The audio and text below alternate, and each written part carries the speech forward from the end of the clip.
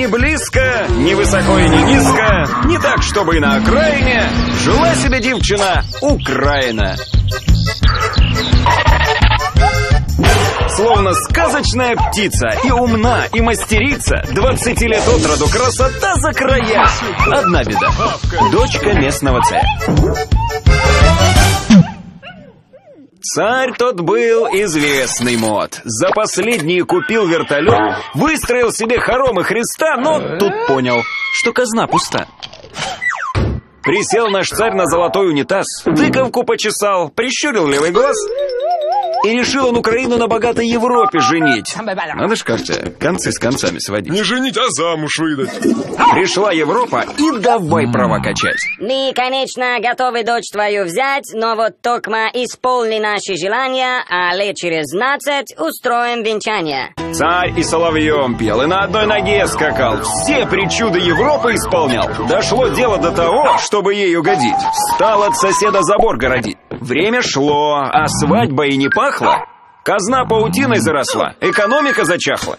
Опять начал дергаться правый глаз. Пришло время платить соседу за газ.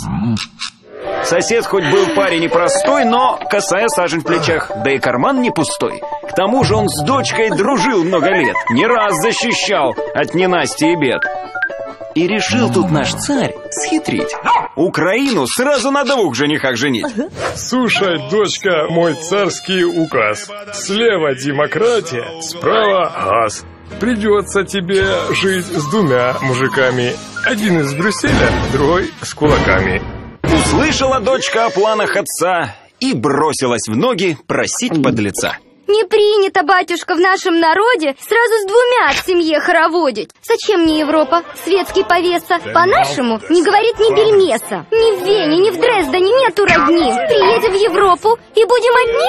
Они нас соседом вечно пугают, а газ и бензин у него покупают. Ты, батюшка, цены с Европой сравни. Вон греки погибли от еврородни. А с нашим соседом мы дружим веками, культурой, историей, просто домами. Там наши родные, там нас принимают, на нашем наречии нас понимают. К тому же за газ будем меньше платить, дешевый бензин станет легче купить.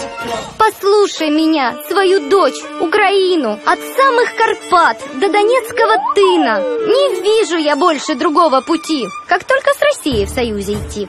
Задумался царь, подытожил, сравнил, для храбрости стопку горилки налил, напялил корону, взял с полки печать и мигом помчался союз заключать. Россия царя как родного встречает, и лучшее место царю уступает. Накрыли на стол, поели, попили и о делах заговорили. Царь молвил: пришел я к тебе с предложением. Хочу проявить свое уважение. Хочу свою жизнь за тебя я отдать. Нет, хочу свою книгу презентовать. Фу, да что такое?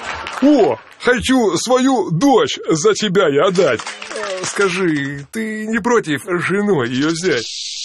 Хоть дочку твою и давно я люблю, но предложение твое отклоню. Женить на себе без любви я не стану. Хочу, чтоб по-честному, чтоб без обмана, сказал богатырь. И тут из-под арки вошла Украина в цветной вышиванке. Мой милый, любимый и близкий сосед, тебя я люблю вот уже много лет. С тобой на край света идти я готова. За газ, за бензин и за нежное слово. С тобой навсегда я останусь собой. Не буду как в примах, я буду родной. Да. Не стали тянуть и союз заключили. Да сказочный пир на весь мир закатили. Границы открыты, весна наступает. Казна богатеет, страна процветает. И даже ребенок уже понимает, что крепче союза, увы, не бывает.